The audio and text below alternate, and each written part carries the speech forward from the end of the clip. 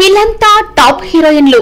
South లోనూ బాలీవుడ్ లోనూ తమ సత్తా చాటిన అందాల తారలు. తెరపై ఓ వెలుగు వెలిగిన వీళ్ళంతా పెళ్లికి ముందే తల్లైన తారలు. ఇది నిజంగానే నిజమండి. అతిలకు సుందరి అంటూ అందరూ ఆకాశానికెత్తేసే evergreen beauty Sridevi Boney Kapoor తో పెళ్లి జరిగేసరికి 7 నెలల గర్భవతి అంటే నమ్ముతారా?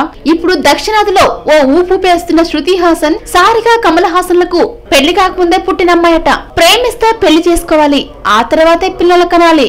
ఇది మన వాళ్ళు అంగీకరించే ప్రేమ కథ పెళ్లి. విదేశాలలో అయితే సహజీవనం కామన్. పరస్పర అంగీకారంతో కలిసి జీవిస్తారు, ఆ తర్వాత విడిపోతుంటారు. కొన్ని సందర్భాల్లో పిల్లలు కూడా కంటారు. అక్కడ పెళ్లి అనేది అంత ముఖ్యమైన విషయమేమీ కాదు. వెస్ట్రన్ సినిమాలను అనుకరించడమే కాదు, అక్కడి కల్చర్ ను కూడా అడాప్ట్ చేసుకున్న మన దేశంలోని నటీనటులు సేమ్ టు సేమ్ అదే కల్చర్ ను ఫాలో అయిపోతున్నారు. బోనీ కపూర్ తో పెళ్లే నాటికి శ్రీదేవి 7 నెలల గర్భవతి అని అప్పట్లోనే రూమర్లు చక్కర్లు కొట్టాయి.